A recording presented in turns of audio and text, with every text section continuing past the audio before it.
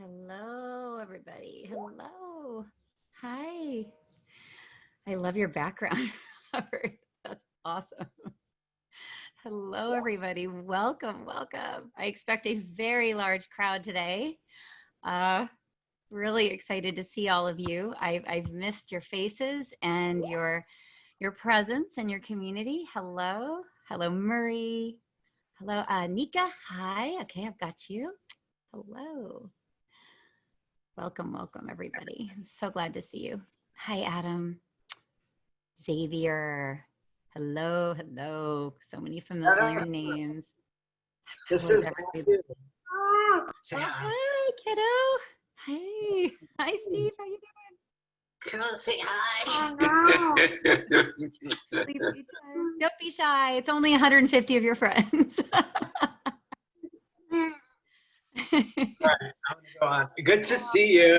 Good to see you, Steve. Welcome. Welcome. I'm welcoming everybody. If everybody would add our pronouns as we do, please. And thank you. I'm seeing a lot of familiar names and some new ones too. Welcome, welcome. So happy to see you, Lauren, Danny. Hi. Nathan, Knight, good to see you. It's been a long time. Oh my gosh, it's a reunion every time.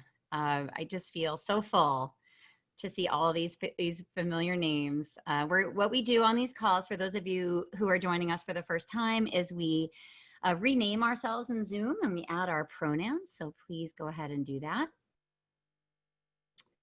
And let's make sure Veronica has the ability to make DK a co-host. All right. And as we get on, we'd love to hear who you are, of course. Introduce yourselves in chat.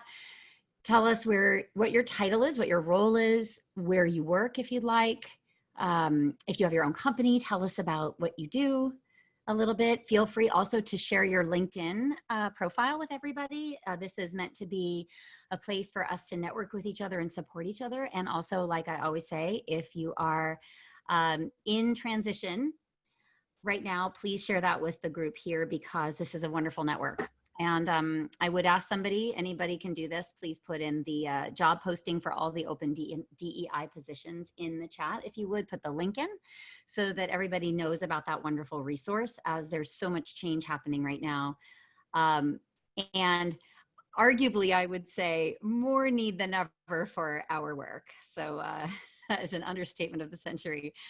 But I'd like to thank all of you for coming today. And boy, like I said, it is profound to gather. I feel that this is a very, very sacred space and a sacred moment for all of us to be here together virtually, but I feel you all. And it's just been an incredible roller coaster of emotions these last couple weeks. I live in Union Square in New York City, and I've been out jumping into protests, for the last week. And also just seeing, my city and feeling the experience here in New York. And I know that a lot of people are in various cities around the country. And so I'd love to know how you're feeling today too in the chat. I mean, maybe this is the only place you can really be honest right now, because I know we have to be, if we work for an organization that doesn't really see us right now and welcome our full selves and all of us and how we are feeling. This might be the only place that you can share what this is like for you. And so we are with you. I'm so activated as an aspiring ally right now. Like, I don't even have any words for it, but I always have been. You all know this. And I am like DK said in the prep call, like barely sleeping because there's so much information that we need to get out right now and so much support we need to give and so much change that's possible right now because there is such unrest. And, we all know on this call, there has been so much uncertainty, leading up to this. We started these calls at, March 16th, I think was the first one at the beginning of the COVID pandemic. And the momentum has, even though we didn't know it, been building to this. And I think this community has been in lockstep with each other, holding space for each other, generating ideas. And now we have a seat at the table and a voice that we, I think, never even expected to have. So what a special time. What a special time we're living through. I just personally am I'm humbled. I'm saddened and heartbroken. I am excited for the possibility, and I'm feeling all these things at once. So, thank you so much for everybody for coming on. And I wanted to hand over the reins today to Nika White, who's someone that I know all of you have seen on our calls and have valued the input of in our chat. And Nika is a fellow consultant, thought leader, and someone that I trust really so much. And so Nika, I wanted to welcome you on, and DK from Moody's, I wanted to also welcome you too. And I'm going to take a back seat in a moment. And I'm here to monitor the chat and the questions. And you know, if you have questions for Dr. Nika White or DK or the community, please feel free to put them either in chat or in the Q&A today. And I just want this conversation to go exactly where it needs to go. And I know that it's in tremendous hands with Dr. White and DK. So without further ado, Nika, take it away.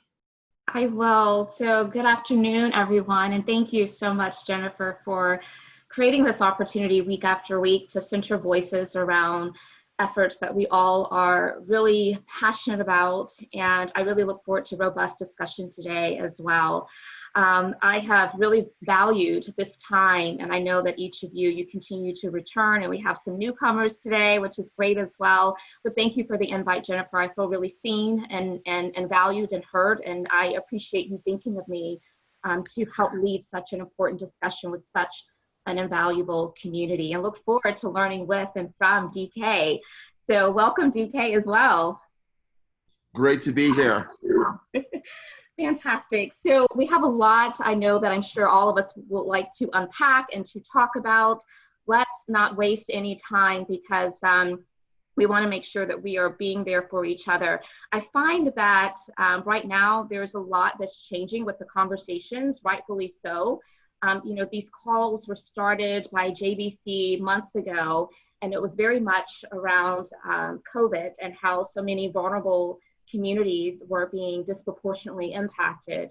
And now here we find ourselves with recent current events that have compounded our need to really lean into our vulnerabilities, our expertise, and the influence we have within the circles that we belong to help drive the change that our society certainly deserves and needs right now. And so the conversations are shifting. And I wanted just to start with that, DK. Let's just get some reflections going about how exactly the conversations are shifting, and how have you been managing and navigating those conversations within your role? Yeah, so they're shifting in a variety of ways, and I'll just ask everyone to go on mute just so that there's no feedback. They're changing in a variety of ways. I think from my perspective, there's the conversation, of course, with our CEO and the executive team. And really taking my role as advisor, as colleagues with them to another level, because within their individual roles, there's a lot of angst and everybody wants to do the right thing. So there's a lot of conversations about what can we do from the top? What can we do not only monetarily, but in regards to sending the right message? I think there's a huge conversation with our managers and the people that really bring our business to life. Similarly to a lot of my other colleagues on the line, they have D&I goals and initiatives, and there's a scorecard. So they're very concerned about that. And, you know, they also want to ensure that they're not going out there like gangbusters and sending the wrong message, and that they're being sensitive to their employees, as well as what the outcomes could be in regards to their roles. And then I think the most vocal conversation is with our employees, right? And I say that because it's vocal because we're a global company. So you have a myriad of spectrum of people who globally don't understand, a myriad that do understand, a myriad that want solutions. Then you have the ones that are here in New York, throughout the United States, who want us to do something right away. Then you have the other employees that are thinking what we do, you know, may not be enough. Then you have our other employees that think that what we do is spot on and perfect and really raises the temperament because they've never heard our CEO speak that passionately about a topic. So you have a wide variety of conversations going on that's all focused on two things, right? One is emotion and two is empathy. And the number one way that I think we've been able to deal with it, and how I've really advised everyone else who's been calling me on dealing with it, is to listen, right? It sounds so simple, but it is yet so powerful. And it really is to listen to what people are saying. And I think if we start by doing that, it not only changes the conversation that's deeply emotional, but it shows that you have empathy. And however you are responding, whether you make mistakes in your response, or whether you believe that, oh, I could have done more, I didn't do enough, you are starting a conversation, which is about a solution, right?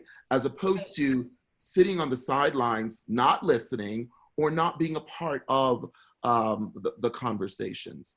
And I can go into specifics of what we're doing, but that's how we are starting the conversations, by listening, and I think coming up with some pretty good solutions about what we need to do for the macro level of our company, for the micro level, but ensuring that everybody is in it together.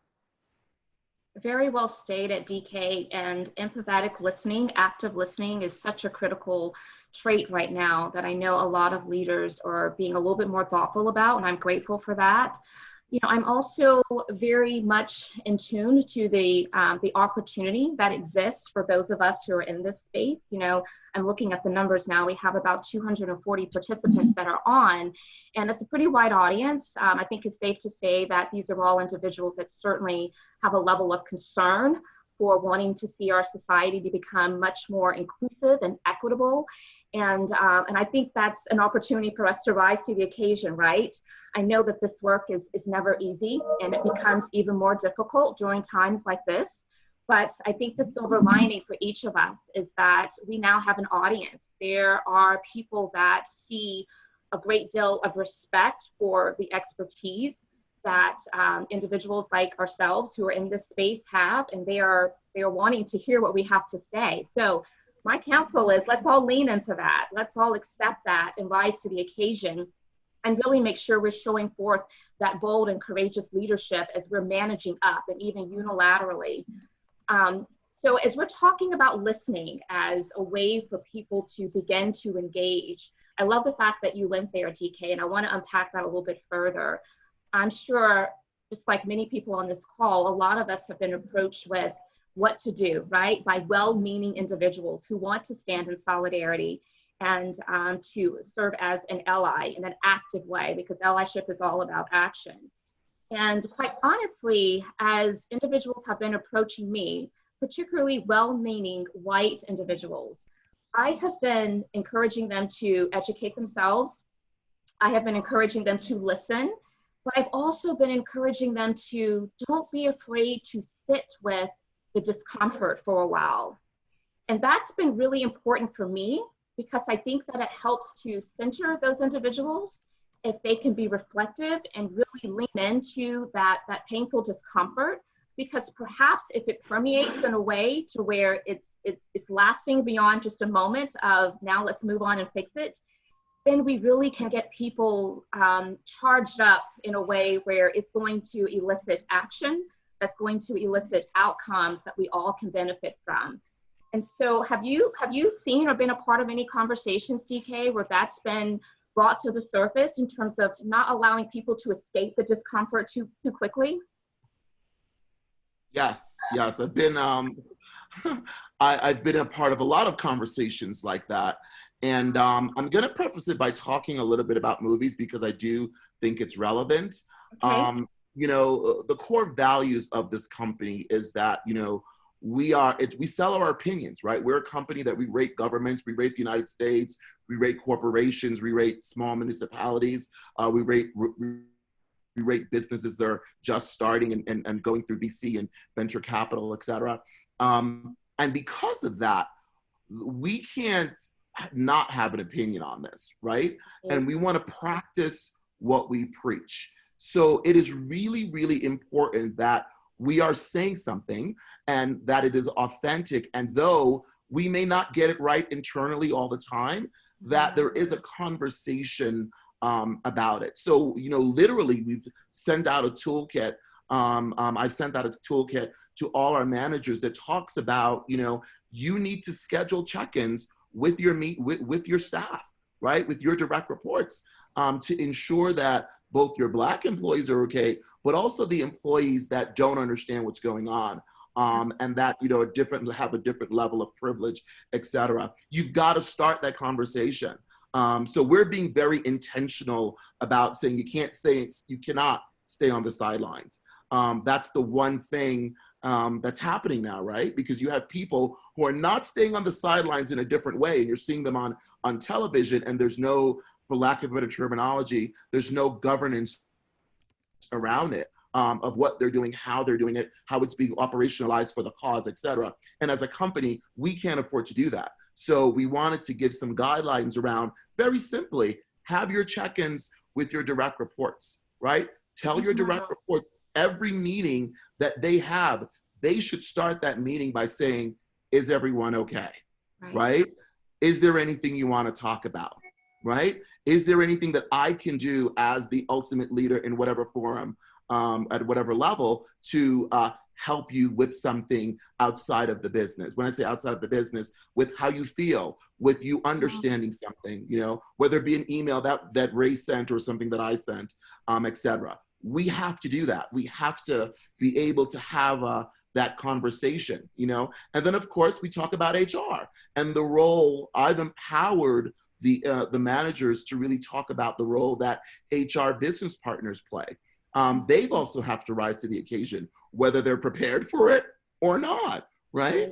And that means talking about, you know, our role to say, you know, if you have an EAP program, what does that mean? What resources are available? If we have counseling, what resources are available? Those are basic things from an HR perspective, whether it's about the Black issue or whether it's about equal justice or equal rights, you know, we're going to have as a company irregardless.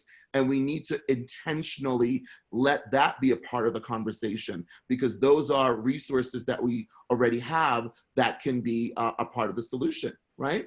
Back to your point, the statements that we're making. Well, as a company, we've made public statements. We're making even more public statements, right? We're going to be giving $1 million to an equal rights organization. That's a huge statement in of itself.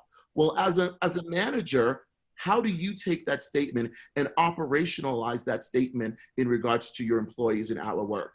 The point is that our CEO is making that statement. So that alone says our CEO is giving you a point of view on the issue. It's not about what side you're on. It's about what's right or wrong for us, because what we sell is trust and what we sell is our opinions. So what we're saying, the right thing to do here, it's human rights, it's civil rights, et cetera. And then you may be forced to have the conversation about anti-discrimination. You may be forced to have the conversation about racism. And that's okay. We can help you with that. But you've got to start the conversation. As a manager, there's certain things you could do to sponsor events. There's certain things you could do to sponsor events within your own group, right? Is there a Black employee that you have that is so moved that they want to open up a discussion and have discourse about safe space and say, this is my experience, this is my friend's experience? That may be something you could do in a very small, controlled kind of microcosm of an environment within your team, whether it's 5 people or whether it's 50 people or whether it's 500 people, right? And then lastly, but probably most importantly, I think about speaking and not being silent is, you know, at Moody's, we're all about awareness. My whole theme with D&I and our D&I transformation is going from awareness to impact. And to do that, you have to understand biases. Let's put aside the racism piece for a second, but you have to understand that naturally, we all have our own biases, myself included. And the whole idea is that within the workplace, we've got to understand how to mitigate that and be aware of it, because if you're not aware of it, you're not going to understand what's going on. You're not going to understand the racism issue. You're definitely not going to understand your role in it. You're not going to be aware. So you have to talk about awareness from the concept of bias and whether it's unconscious or conscious, and we've given them the tools to have those conversations. So that would be my response. That is tremendous. So much to unpack with what you just shared. So many great nuggets in that. I want to react to a couple of them. The first is, I believe that so many organizations who are on the sidelines, you and I both agree that now is not the time to be on the sidelines. But I think that a number of leaders and organizations, they find themselves on the sideline because they're almost paralyzed and that they don't know what to say, what to do, and that causes them just to be silent. But it's sending this message of complacency, and it's certainly being perceived as insensitive. And so my counsel, and it sounds like you agree with this counsel, is whatever the voice is, you definitely at least need to seek counsel from whoever is in your corner that really can help you to navigate those conversations, but you have to come forward. And I've heard a lot of organizational leaders to say, this is my lane. I want to stay in my lane. You know, I make widgets, or I provide this type service. We're not into the business of social justice. And I always like to impress upon them the need to really consider the fact that if you think that your people are showing up to work and they're not impacted by what's happening on the outside of the four walls of your organization, then you're misguided, because it definitely is impacting business. And at the same time, especially for these larger brands that have such great influence, we need for those organizations to think about how can they appropriately and effectively intersect commerce and community, because they certainly correlate to each other. And I also love what you brought up about, we're gonna have to be really careful about the language that we're using these days, right? And we were sharing in the prep call that I had someone reach out to me that wanted to talk about the current events, but the way in which they framed it was, let's talk about social bias. And my response back was, I would love to be able to come and share, but I want to talk about structural systemic racism. So we have to be careful about language right now, because it is making a difference how in which people are framing this work. And it's bigger than just the DEI conversation right now. It's bigger and it's deeper. And it's also not just about the recent events of all of those individuals that we are honoring with our words and our actions, like George Floyd and Breonna Taylor and Ahmaud Arbery, but it's about this 400 years that exist that has been deeply rooted in systemic racism that has not fully reached a point, or even close to reaching a point, where Black people can feel a sense of acceptance and value and equitable quality of life. And I think that's an important point as well that I'm hearing echoed by a lot of leaders.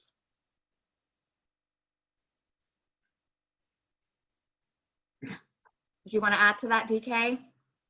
Yeah, I think it's not only being echoed by a lot of leaders, but I think the conversation, and I just literally did a session with our HR team on this morning and kind of educating them. The conversation is about humanity, right? The conversation is about, and I said it before, what's right and what's wrong, but you know, we're in the communication age, and that means a whole wide variety of things. First and foremost, that means that there's going to be video everywhere, right? And because there's video everywhere, we've got to think about the tone that we're setting as employees in regards to the way we speak and how we speak. But more importantly, I think we've got to really understand that there's going to be a record, both good and bad, as i.e. why we're in this situation, of your point of view. So the companies that really go into this conversation understanding that, you know, you've got to be laser focused and not all over the place, and not, you know, I think you gave that the example you gave was great. It's about systematic racism, right? So whether you believe racism exists or not, you saw it on video, right? How did we get there? How do we fix that? What's the next step, et cetera? As a company, as a corporate entity, you can't just say, I'm going to write a check and now I feel better. This is our contribution. Let me move, you know, we'll move on. That'll never work. That actually creates a lot of additional challenges. And historically, that's how a lot of companies, corporate entities have dealt with this issue. This time, I think it's going to be very different, right? Because we're in this age where a large portion of our employees are millennials. They want to talk about, okay, so now you write the check. What can I do, right? You know, what's your sense of purpose as an organization? And how does that sense of purpose really reveal itself? As a CEO, as a person who is, you know, the chief executive officer, the chairman or chairwoman, it is important that you are conveying those values through action. And you've got to be able to effectively, throughout the year, throughout next year, have a plan. Some companies do that really, really well, and other companies don't. And what this now says is, it's okay that you don't, but here is your opportunity. And your opportunity talks about, okay, you've written a check, or you haven't. Let me take it to another place. You haven't written a check, right? But you're being vocal as a CEO, and you're saying, that's bad, and we're gonna make it better. People are gonna really wanna know and hold you accountable, just as the board of directors holds you accountable. So we're now talking about all of those non-revenue generating social things that are just as valuable. And I think, you know, the way I've spoken about it with our executive team is that this is what this situation about humanity has brought to the forefront. Because if it wasn't this, it would have been something else. But guess what? You'd have still had our population, our employees, I truly believe, reacting in the same way, maybe to a little bit less, maybe a little bit more, but there would have been a reaction. Everything now is a movement. I think we're seeing that with Me Too, right? You know, we're seeing that all over the place. So yes, you do have to really do things that make sense and be crystal clear about the verbiage and the communication and the temperament of your action to ensure that you're able to effectively follow it up with real tangible results. Absolutely. And people are definitely scrutinizing the statements that are coming out from brands. Not only are they reading the statements, but they're going back to their websites. They're looking at their leadership team. They're looking at their board of directors. And so I think there's heightened level of accountability. And I can appreciate the level of sensitivity that many leaders and organizations are taking to be very thoughtful about that statement. One of the things that I have shared with a lot of the organizations that have reached out to me to support them in that effort is just to let them know there's not going to be a perfect statement, right? It's all about what happens before and after, as well as that statement. And so I think that's important for some people maybe to hear on this line, because otherwise we can get so caught up in that statement that we will continue to remain on the sidelines. And I'm slightly concerned, DK, and I want to get your thoughts about this, but I'm slightly concerned that there's a little bit of judgment that is taking place right now about the people in the organizations that are coming to the conversation late. And I don't want that to prevent people from joining the conversation, period. We need as many collective voices around this as possible. And I can appreciate that maybe some people are really just trying to get their bearings around what's happening and digesting it in a way to where they want to be thoughtful and maybe slow to speak, not because they're not standing in solidarity, but because they really are wanting to just dot their I's, cross their T's around how do I communicate this message in a way that will not be perceived as hollow.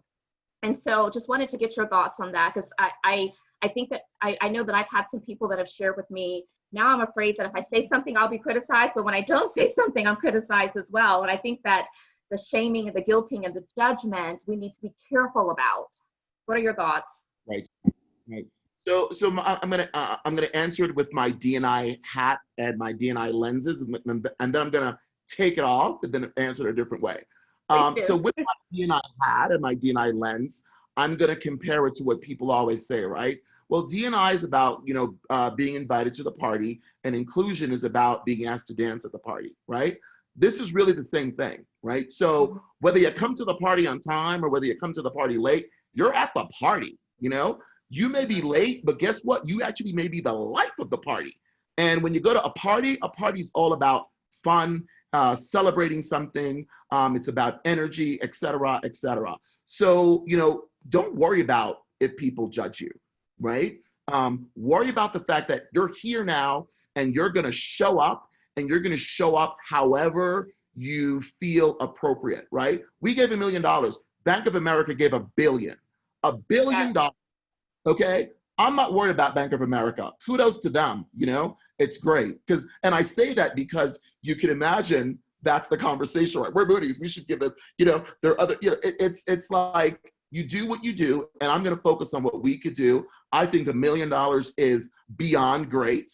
I think it speaks volumes that as a D&I person, for me to get the executive team to agree to that, and for our board to support that, and for us to be able to tell that story to our employees, I'm good, right? So I'm gonna use that and party, right? Because it's a reason for me to celebrate that my corporation is really authentically believing in this this issue, in this challenge. And then we have a whole list of systematic things that we were doing before that we're going to continue to do to make the change and promote our influence related to D&I and racism and the change, et cetera. But also all of the new things now that I can do, and also incorporate our Black inclusion group and incorporate our ERGs. That's the true story, right? So I'm not worried about being judged. So now I'm gonna take my, my D&I hat off, and I'm gonna talk about it personally, right? Personally, when someone's judging you, for me personally, it depends on where it's coming from, right? I'm all about feedback. So for me, I've been able to, I would like to think, move up in my career by getting feedback about the things I do really, really well and the things I don't do really, really well, right? I do not go out there pretending to be perfect and to know all the answers. I learn from you, I learn from my team, I learn from my subordinates, I learn from my superiors. It's always been a journey. So I view judgment based on where it's coming from. And then I take that information personally, and then I figure out, maybe this person has something there, but it just didn't come across correctly, right? And then I will challenge them, and we'll have a conversation about it, right? And very often I realize it's not a judgment, it actually was an assessment because people didn't understand why I didn't do something or why my reaction was what it was, i.e. the Black experience. That's my personal experience. I'm a Black man, and I view things in a certain way based on my Black experience in America, right? As a D&I person, putting away the personal side, I would like to think I have a much more organized way of dealing with it because I have responsibilities, and it's a part of what I do as a career, and it's about relevancy, right? So that makes it a little bit different for me, but I gave you both the professional and the personal because you get judged on both, right? And very often there's no distinction. So if you're a company and you're being judged at like, I don't know what to do, we're just gonna issue a little statement and and you get a judgment because of that statement, well, I would use that statement as feedback. Because I don't think anyone is purposely judging you to say you're bad or that you're not good enough or whatever you're doing in regards to the racial unrest and the systematic racism is not appropriate. I think they're just speaking from their space, right? And I'd like to use one more example about what's happening with us. We're doing amazing things, but there's some people that still think that we should do more. I want to hear from those things. I have no problem with you judging me and saying, well, Moody should do more, because you're saying that based from your experience. What I've actually done is I talk to those people and then I kind of explain to them why we're doing what we're doing, et cetera. Now, clearly you're not going to be able to do that when you're being judged by the press or whatever it is, or it's a judgment that's in writing on the social media, et cetera. But my point in using that example is sometimes when you're being judged, and you're viewing it as feedback, it's also an opportunity for you to educate and bring someone closer in and make them into an ally, right? I think as HR professionals, as just business people in general, we all have different skill sets of how to do that. But going back to your original point, you have to start the conversation. And a lot of those people who are judging you could become your friends. Yeah, the reality is that everyone has a starting point, and there are many organizations who have never engaged in this work, but now is not the time to cause them any further anxiety about trying to engage in the work. And I think that's something that's important. So I appreciate your response there. Then you bring up allyship, which is so critical right now. And there's so many that want to stand in solidarity as an ally. And we know it's all about action, and not just any action, but useful action, right? And so let's talk a little bit about performative allyship and how in which that is now surfacing in a big way as companies are, again, finding their voice around the current events and what's happening. What's been your counsel to organizations to try to mitigate the perception of performative allyship taken front and center with their approach? So first and foremost, allyship for me and the way we define it, it's not really a thing to be. It's a way to live, right? It's the way to really legitimately talk about what you're doing as a company, as a person. Why are you aligned or supporting something, right? So that involves self-reflection and involves, understanding what the history of whatever it is, whatever group or whatever organization you're a part of. It involves understanding how your history relates to that. It also involves really understanding the language, right? Of what they're speaking, how they're communicating, right? Who are the key people there? How do they identify themselves, right? For us, I'll give you a quick example. We had a tagline in COVID that basically says, we're in it together, right? And in discussing with our team about our approach of how we're going to deal and talk about with the racial divide and the systematic racism, it was, how are we going to do that? And we collectively decided on saying, we're in it together. You probably heard me say it several times on this call. And that is purposeful because what we're now doing is branding this concept of, we're in it together with our tagline of, D&I and our corporate DNA.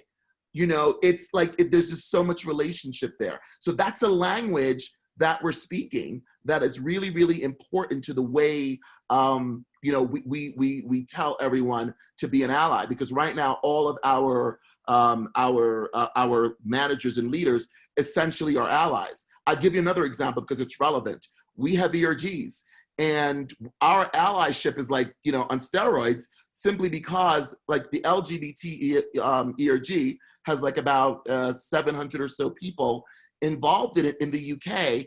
And it's a non-LGBT person that's the chairperson of the UK chapter, right? That's an ally, right? And they have been so intertwined into the LGBT cause and the language and the history, and what the overall impact is, that you'd never know unless you literally ask them, and they're like, no, I'm not. I'm married, I have 2 kids, et cetera, et cetera. So that's the power of allyship if it's done right. The other piece of that is that I think being an ally really talks about the impact. It talks about that as a company or as a person, you want to understand how you can help, how you can sponsor to have some sort of result, which is hopefully positive and hopefully will change something, which is hopefully impact, right? Yeah. That's really, really important. And then the last thing is, as an ally, it's a lot of work. You've got to take your personal time, your professional time, and you've got to be in it. I view it as an extracurricular activity that you really like, whether it's golf, right? Whether it's learning how to do PowerPoint presentations, whether it's learning Chinese, whether it's swimming, whether it's running. It's that extracurricular activity that you so believe in, that you want to do good at it, you want to have an impactful result, and you're going to put in the time and the effort to learn, to understand, to make change, and do the work. This is so good, so good. I know there's a lot of great discussion that's also going on into chat, and so I'm going to want to have Jennifer to share some of the thoughts and the comments and the questions, but as she's getting prepared to do that, I do want to share one resource that many of you may be aware of, perhaps you have used it, but it's the Racial Equity Institute, and I think the actual website is racialequityinstitute.com.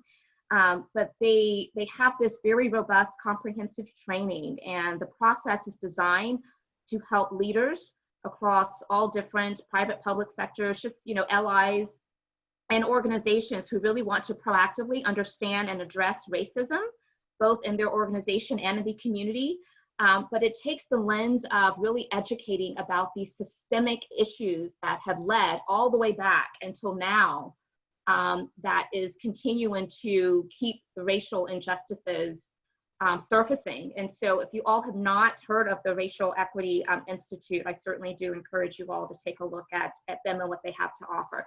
Jennifer, what's going on into the chat right now? Probably lots of things, right? So many things, so many things. I don't even know where to start. Well, first of all, DK, DK, people want to know, is there like a checklist or a toolkit or anything you could provide a bit more information on for your managers? Going back a ways. Yeah, so I have one. I'm not going to send the exact one because we spent a lot of time really getting it together, but I could tell you what it talks about. It talks about really, first of all, it has resources about, as a manager, this is what you should be reading, right? It talks about, as a parent, this is what you should be reading. All related, by the way, directly laser focused on the racism issue, right? Because what we want to do is not just give the experience about, oh, I'm a manager, do this, but I'm an employee, this is what you should be focused on.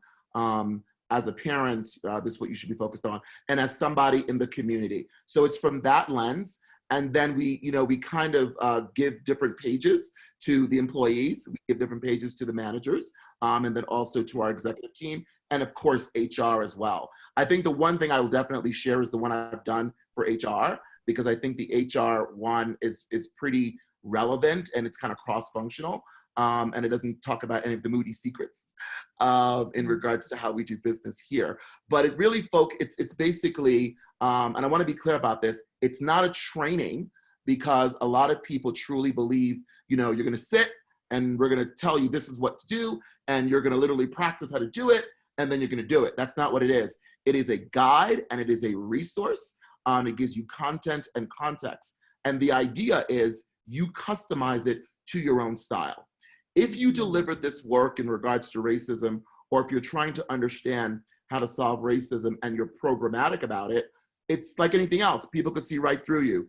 You don't mean it. You're just saying it because you want to say the right thing, and you may be making it about you, which you also should not be doing. And you're just giving lip service. So it's a guide, it's content, etc. So the HR one, I could share that, and then you could distribute that more widely. But that's what the toolkit focuses on. It's, manager resources, employee resources, community resources, what not to do when you're having conversations, what are the 4 things that you definitely should do, et cetera, et cetera.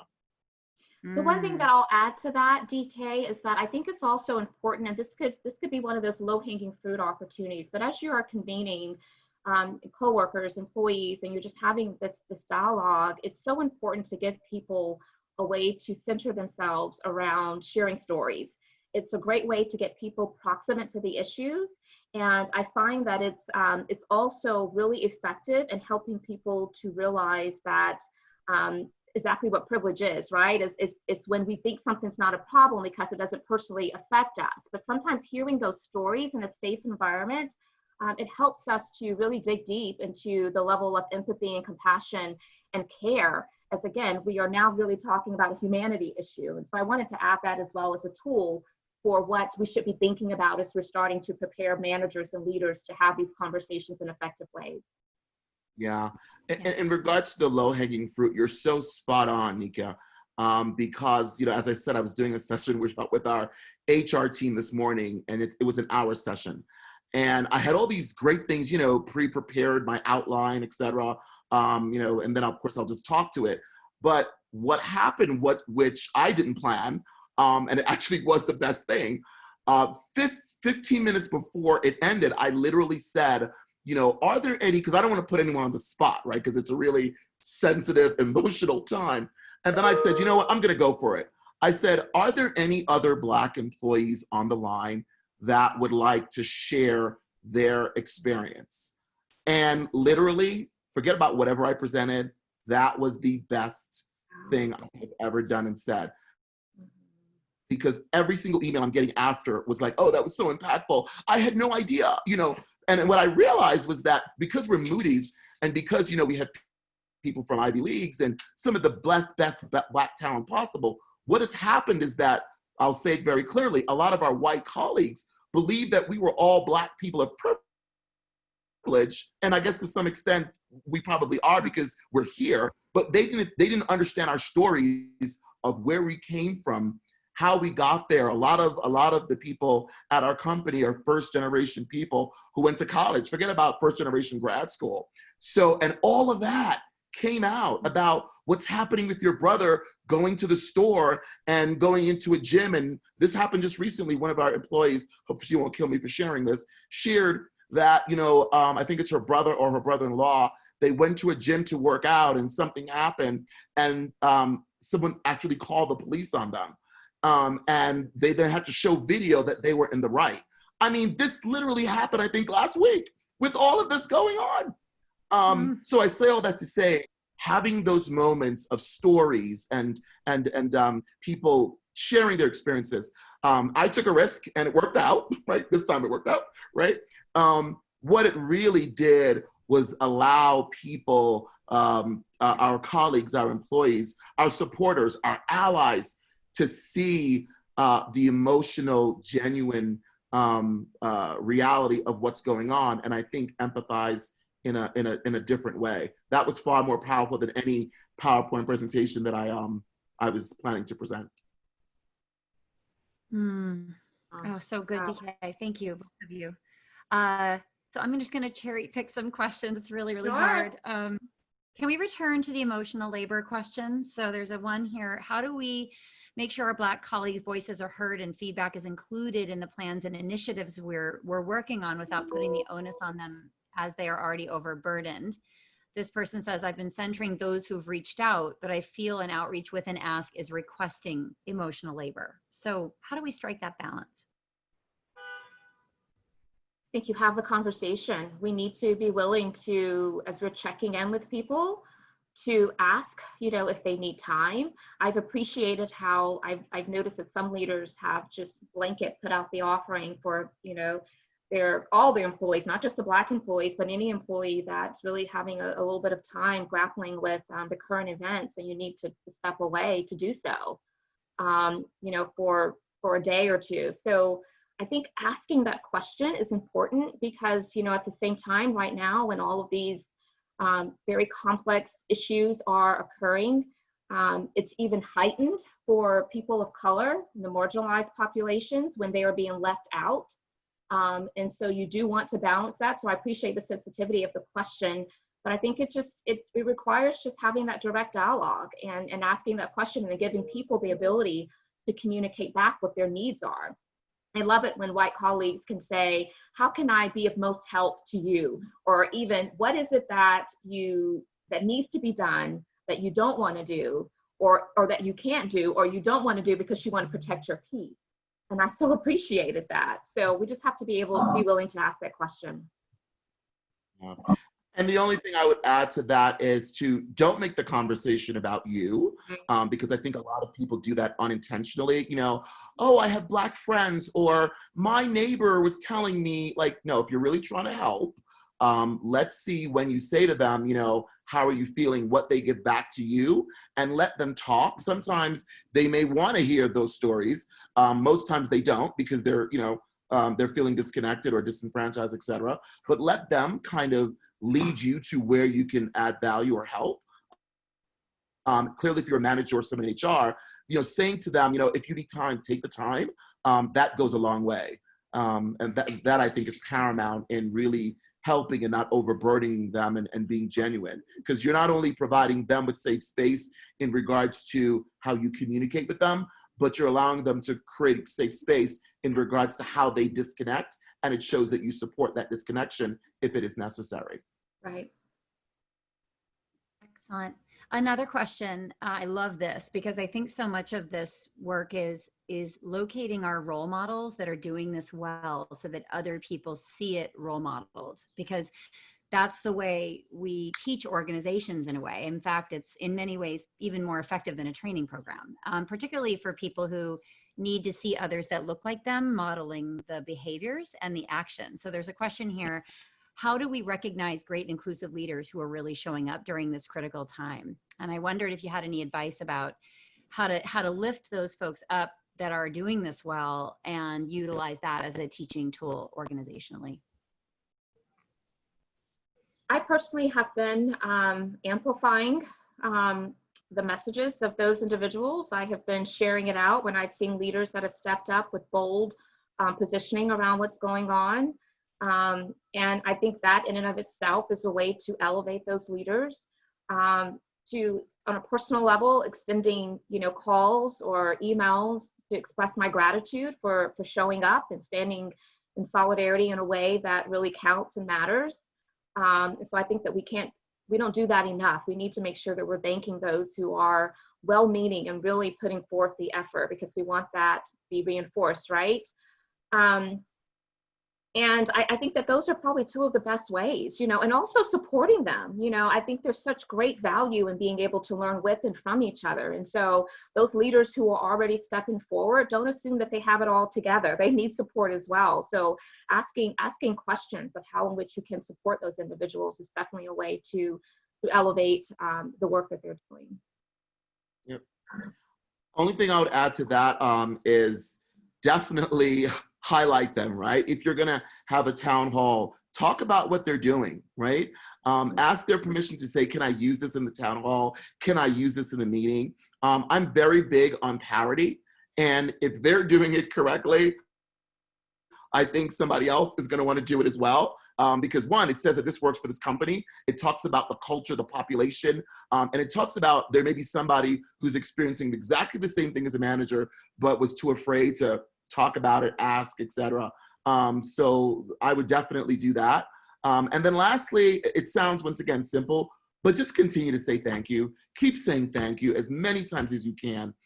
That goes a long way, because it really shows that whether you're a HR, whether you're a manager, whether you're just a colleague that think, this is ridiculous and we can't take it anymore, it says that you appreciate the fact that they are not staying silent.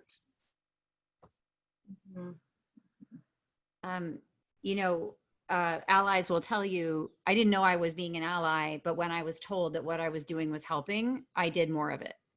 Yeah. And so we've got to get really specific right now, because the biggest complaint we all hear is, well, I want to help, but I don't know what to do. Like, it's bridging that gap with specific actions, behaviors, verbal statements, even listening behaviors, as we've been talking about, is something we should call out to say, like, that made a real difference, the way that you listened, or your choice to take a back seat in that moment.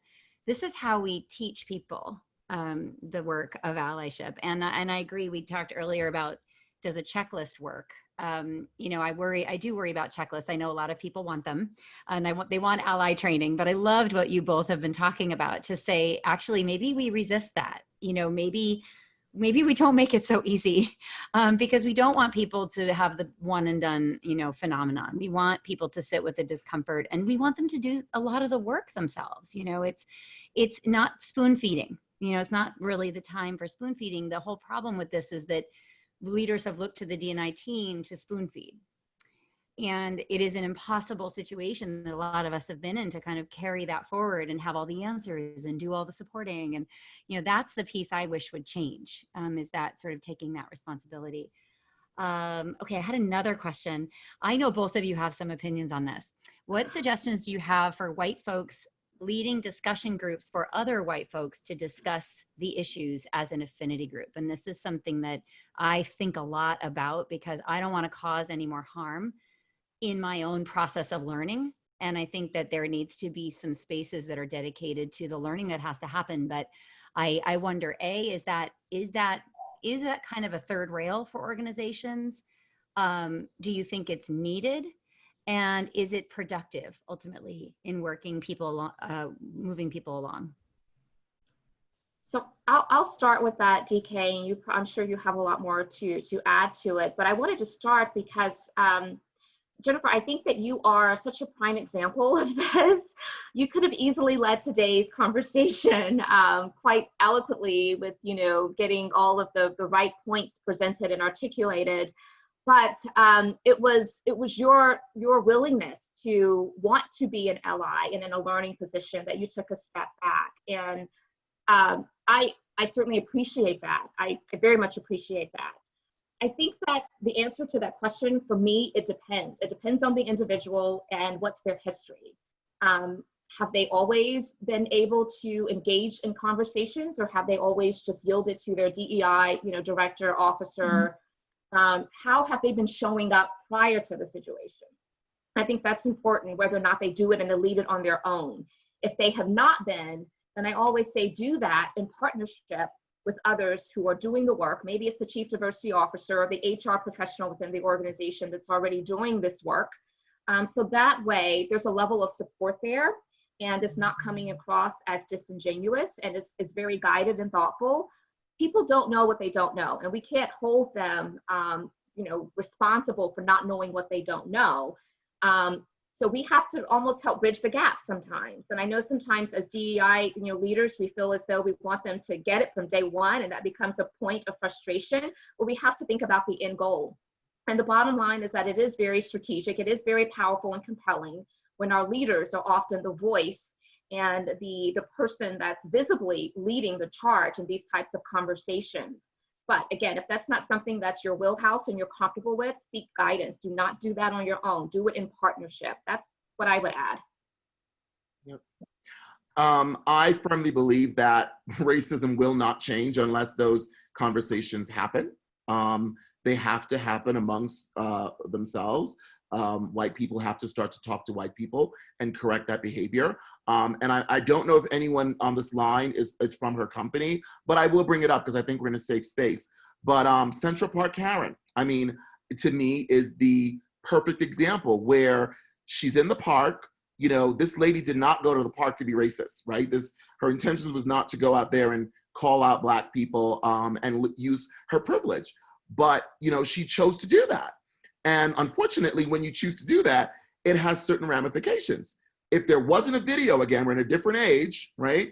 That whole story may have turned out differently. You would have heard, what this bird watcher from Harvard was doing and how he was an awful person and all of these things. So I need white people to talk to each other. I know some of my friends have done it and say, when you're in, that was just wrong and she shouldn't have done that.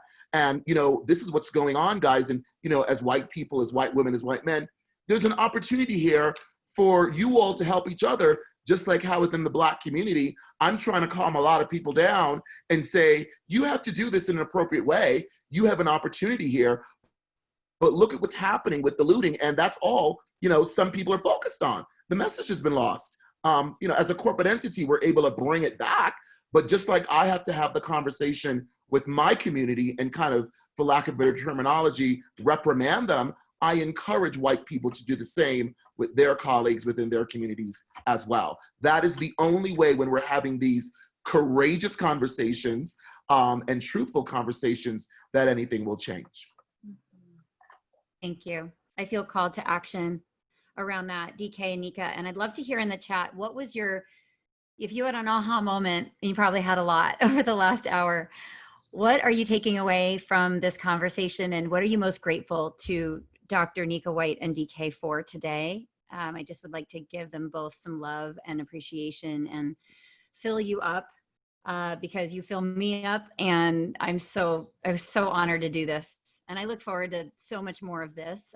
This is one thing I can do as an ally is decenter myself, like you said, Nika, and recenter what's most important right now. And this is a small thing I can do, but I feel so replenished and full right now. So many things. And look at all the love that's coming in. I hope you all are looking at this. You're getting rained on with appreciation. Tons of, everybody knows, you may be new to this call, but we share out the replay of this, and we also share out the chat log. So the chat log is so powerful. Please print it out. When I print these out, it's like 20 pages, single spaced, and I have to go through and highlight all these things because I'm learning too. But please consider doing that. I mean, the resources are here for you. Invite leaders onto these calls every Thursday, please. Suggest more amazing voices that I may not know about, that I can center on these calls as well. And please share your information in this chat too. Where can we find you? How can we support you? please, know that it means so much that you all showed up today. And I know there's many of you that were new. We've like literally tripled the size of this call today.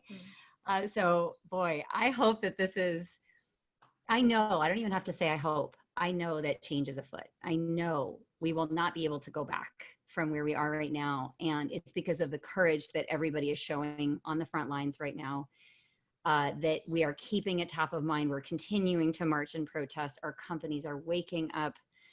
And it is so gratifying, I think, for a lot of us who've been pushing this against in a way that we're now the dance is happening and we are ready. We are ready for it, right, DK and Nika? So any last thoughts you'd like to share and bid everybody adieu? Anything you'd like to say as we close up? I just want to thank you, Jennifer. This is always so refreshing, and I get so much value from this community, and I'm inspired by each and every one of you. And so just keep doing what you're doing, do it courageously, and because it matters, it makes a big difference, and people are benefiting from it. And DK, I have enjoyed learning from you today. So thank you so much for sharing this space with me, allowing me to share it with you. Your wisdom has been tremendous, and I'm just grateful for you and for Jennifer and this entire community. So thank you, Jennifer. Nika, I mean, you're my new best friend. You don't know that yet. I knew that would happen. Yeah. So after this call, and hopefully after COVID, you and I will be bosom buddies, simpatico. But on a much more powerful note, why these kinds of sessions are amazing is because we all learn from each other, myself included. And when we came up with 1 o'clock. That's my computer letting us know the session's over. When we came up with the kind of tagline for Moody's that we're in it together, our employees are constantly saying it, so it's working. But I bring that up because I think it does go beyond Moody's. This is a global issue. I wouldn't say pandemic because we're going through that too, but it's a global challenge. It's not just about the US. It is about humanity. And this is where the human in human resources has to really show up. And it has to show up in a variety of ways, whether you're concerned about saying the right thing or doing the wrong thing or saying too much or saying too little. You have to say something, because if you say something, you're doing something. And very often, when you're looking at it from the other side, you have no idea how far just, saying, how are you? I'm here to help. Or how are you feeling? How far that may go, whether you're white, black, or indifferent. So I enjoy having these conversations because it reminds me about my relevancy and how I can make change. And I think collectively, it makes me feel that I'm not the only one out there, and I have a whole team of people who are doing the same thing that I'm doing. And if collectively everybody's doing it, whether we know each other or not, there's got to be something great, some level of nirvana that comes out of this. So thanks a lot, and I look forward to meeting a lot of you all in the future. Yay! Virtual hug to everybody. See you next week. Keep up all the amazing work. Thank you, both of you. And I know we got to let you go. Like my most hated moment of all of it, but look, we are not letting each other go. We are out there, and you're never alone. And just like DK said, we've got each other's backs, and it's incredible. What an incredible time to be doing this work. Thank you, everybody. Bye. Stay safe. Thank stay healthy. you. Bye. Bye-bye. Thanks, bye. Thank you.